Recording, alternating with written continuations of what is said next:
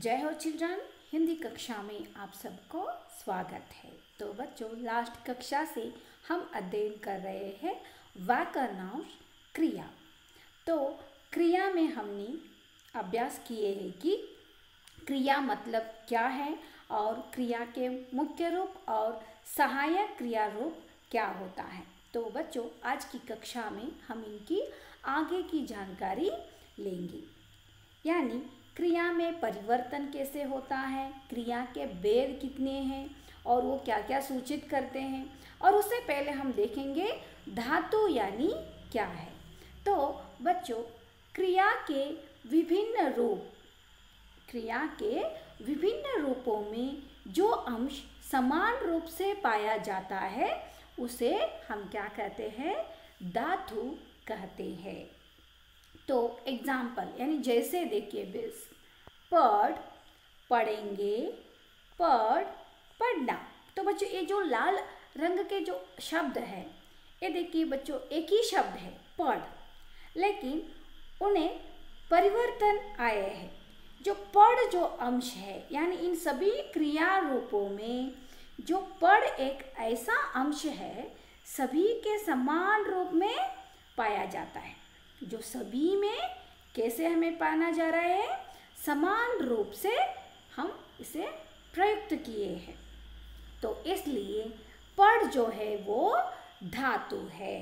तो धातु रूपों में ना लगाने पर क्रिया का सामान्य रूप प्राप्त होता है। तो बच्चों, इसके अधिक एग्जाम्पल द्वारा हम ये समझ सकते हैं कि धातु और ना लगाने से कैसे इसका सामान्य रूप प्राप्त होता है। तो बच्चों देखिए, तैर, तैर जो ये शब्द है ये धातु है, क्योंकि ये जो ऐसा अंश है जो सभी में समान रूप से प्रयुक्त हुआ है। तैर प्लस ना, तो ना लगाने से इसका सामान्य रूप हमें प्राप्त हो रहा है। तैर प्लस ना, तैरना। लिख प्लस ना, लिखना। तो भाग प्लस ना, भागना। बोल प्लस ना, बोलना। उड़ प्लस ना, उड़ना। हंस प्लस ना, हंसना। तो बच्चों, इस तरह एक ऐसा अंश जो होता है वो सभी रूप में समान रूप में हम प्रयुक्त किए गए हैं।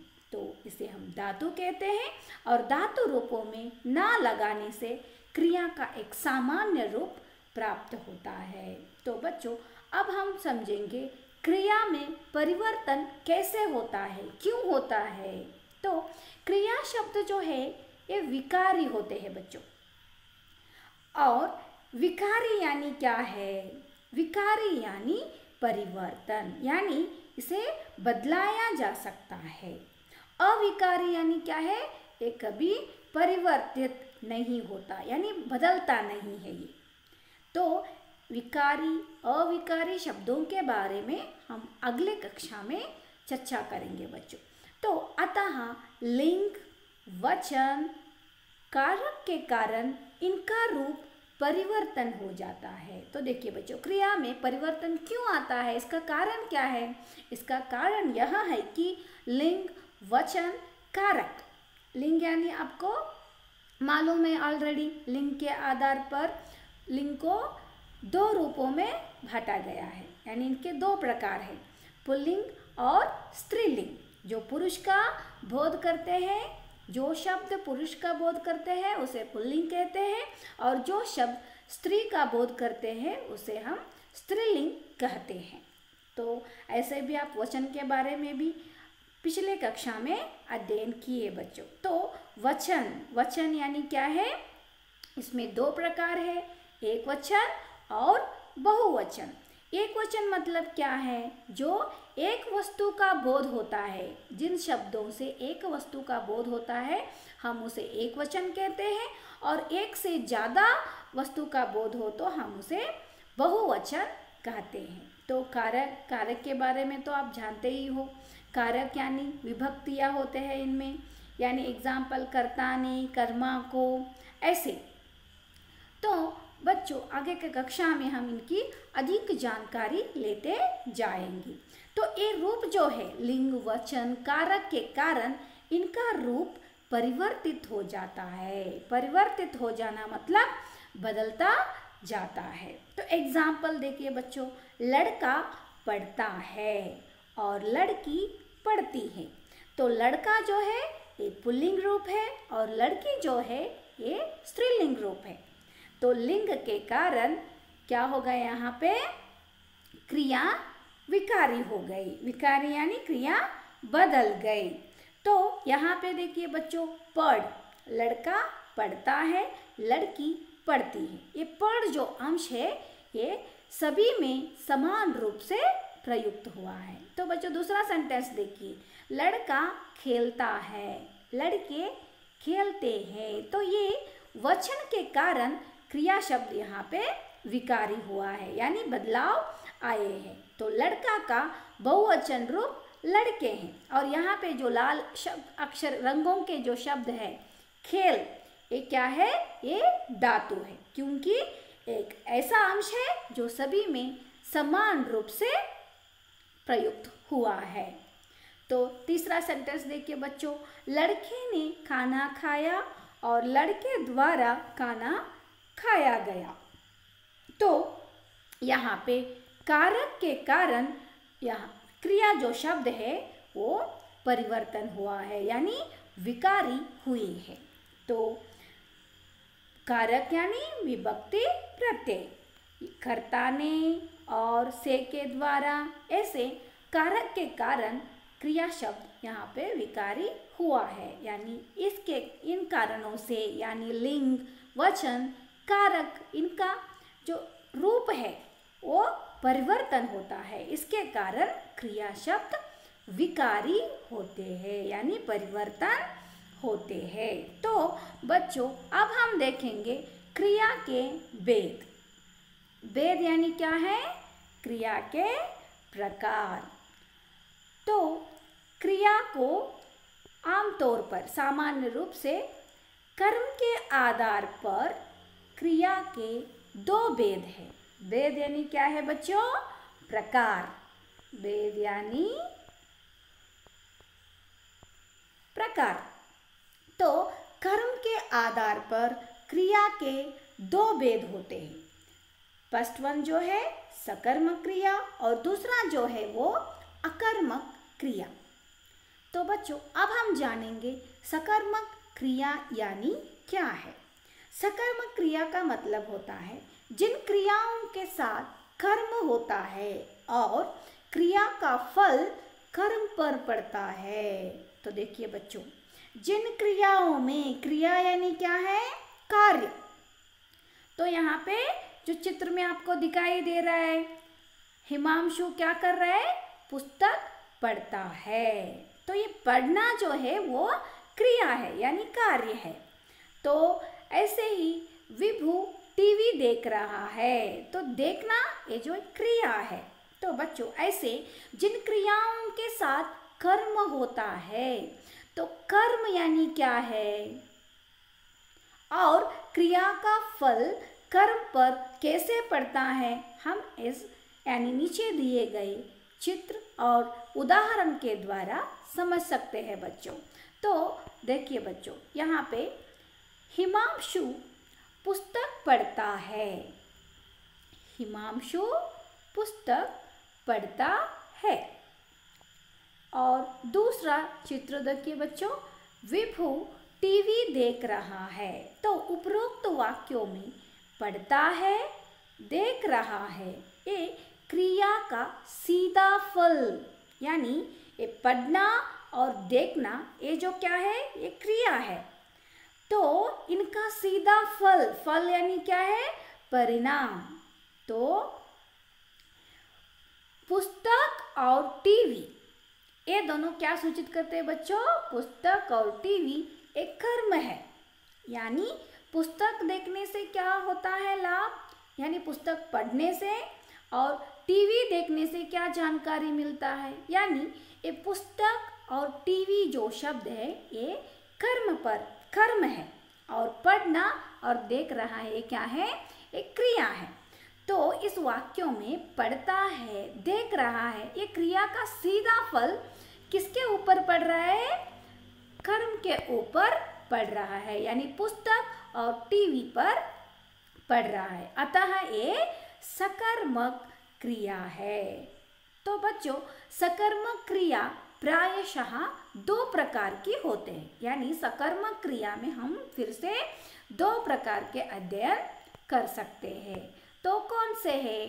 एकर्मक क्रिया और द्विकर्मक क्रिया। तो सकर्मक के कितने प्रकार हैं? दो प्रकार है। पहला जो है एकर्मक क्रिया और दूसरा जो है द्विकर्मक क्रिया। तो एक कर्मक क्रिया मतलब क्या है? जिन क्रियाओं में एक कर्म होता है उन्हें हम क्या कहते हैं? एक कर्मक क्रिया कहते हैं। यानी जो कार्य चल रहा है, कोई कार्य तो चल रहा है, उनका एक ही कर्म होता है, तो उन्हें हम एक कर्मक क्रिया कहते हैं। तो एग्जाम्पल देखिए बच्चों, पापा अखबार पढ़ रहा है, गरिमा खाना खा रही है। तो यहाँ पे अखबार और खाना, ये दोनों शब्द क्या है? कर्म है। तो पहले सेंटेंस में पापा अखबार पढ़ रहे हैं, तो अखबार जो है वो कर्म है, यानी इन क्रियाओं में एक ही कर्म है। और गरिमा खाना खा रही है, तो खाना जो है वो क्या है? कर्म है।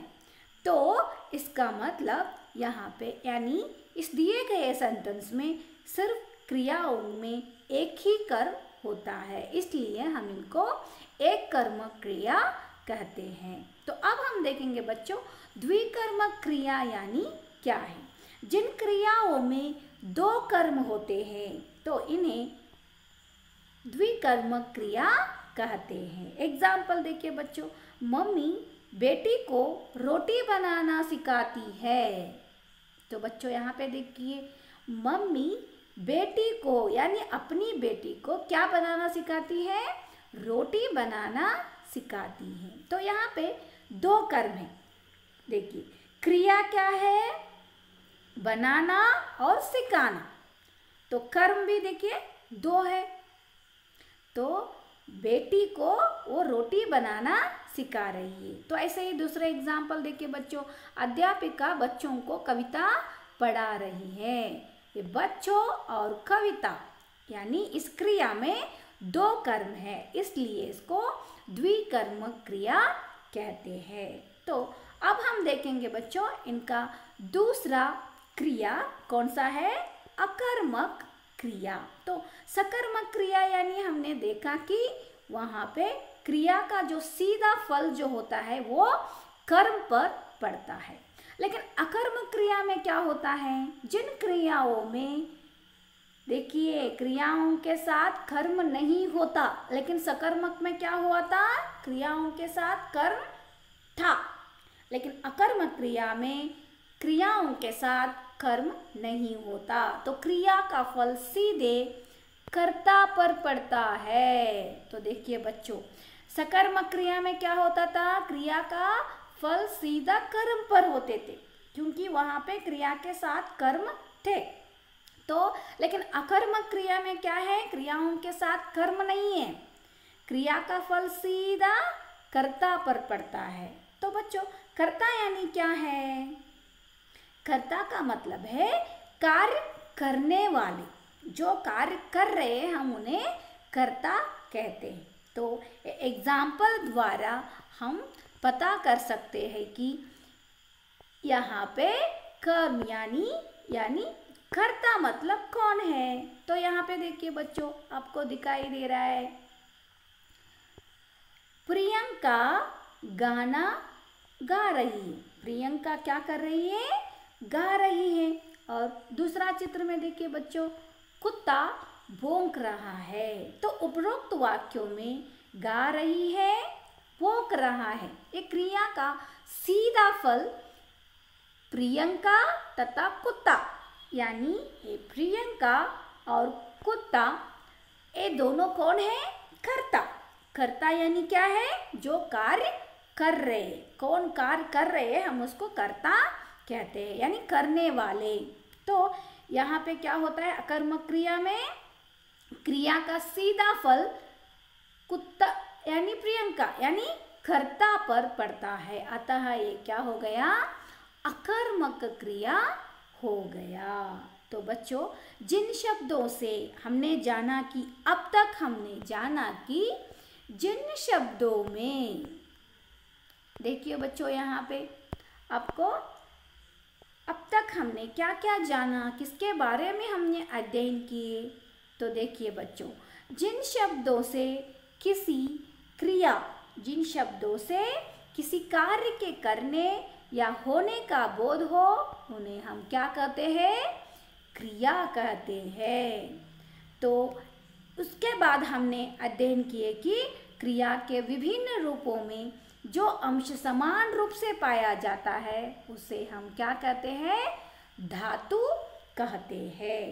तो क्रिया शब्द क्या है, विकारी, यानी क्रिया में परिवर्तन होते हैं। क्यों होते हैं, क्योंकि लिंग, वचन और कारक के कारण इनका रूप परिवर्तित होता है। तो इसके बाद हमने अध्ययन किए कि क्रिया के दो भेद होते हैं, सकर्मक तथा अकर्मक क्रिया। तो फिर से हमने अध्ययन किए कि जिन क्रियाओं के साथ कर्म होता है और क्रिया का फल कर्म पर पड़ता है उन्हें सकर्मक क्रिया कहते हैं, और जिन क्रियाओं के साथ कर्म नहीं होता और क्रिया का सीधा फल कर्ता पर पड़ता है यानी करने वाले पर पड़ता है उन्हें हम क्या कहते हैं, अकर्मक क्रिया कहते हैं। तो बच्चों, मुझे आशा है आप सबको यानी क्रिया यानी क्या है, क्रिया में मुख्य क्रिया रूप और सहायक क्रिया रूप कौन कौन से है, धातु यानी क्या है, क्रिया में क्यों कैसे परिवर्तन आता है, और क्रिया के भेद और भेदों की अधिक जानकारी। तो मुझे आशा है आप सबको ये समझ में आया है। तो बच्चों, अगले कक्षा में एक नए विषय के साथ फिर हम हाजिर होंगे। जय हिंद बच्चों।